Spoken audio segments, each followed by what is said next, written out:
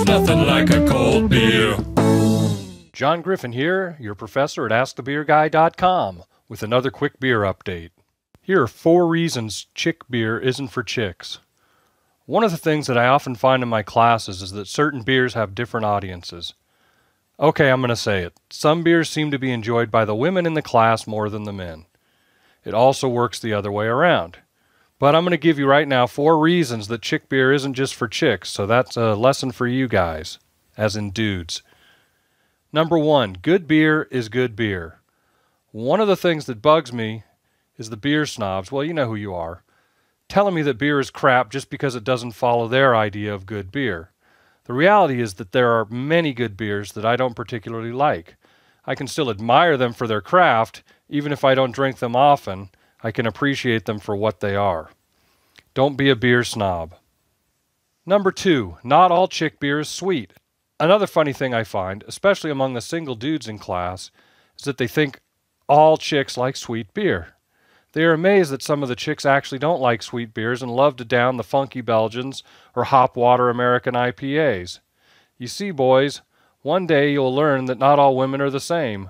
Note I didn't say I understood them. Not even after 14 years of marriage, but that's a different matter. Some chicks are even bigger beer nerds than you, and you better not go on a date and assume they're going to buy the latest fruit beer. Number 3, you don't have to prove your manhood every time you drink. Let's face it, men love to show off, at least until you get to a certain age, and even then the urge comes and goes. It's called testosterone, and it has no place in the beer world. Yes, I know, all your friends like beer so bitter it would peel paint, and well, you don't have to. Next time tell them, you know what guys, I really want a beer that tastes good. How about a German Hefeweizen for me? If it's okay for Clint Eastwood to drink Chardonnay, you can drink a chick beer, and who knows, maybe you can find a chick at the same time. Number 4, try to pair that creme brulee with your 100 IBU Monster IPA. I'm the first to admit there isn't much you can't pair beer with. That said, some beer pairings are terrible, like the 100 IBU IPA and creme brulee. Or how about a dark and strong stout with a fine steamed fish? What would I pair with a creme brulee? Oh, probably a chick beer like fruit beer or maybe a less bitter pale ale.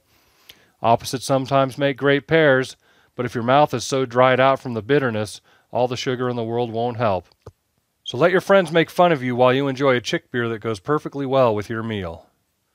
Here's some examples of chick beer that I've gleaned from my classes. The number 1 chick beer in class is usually Framboise. You probably could guess that. But number 2, followed closely, is Murphy's Double Chocolate Stout, which, to me, I love cooking with and drinking.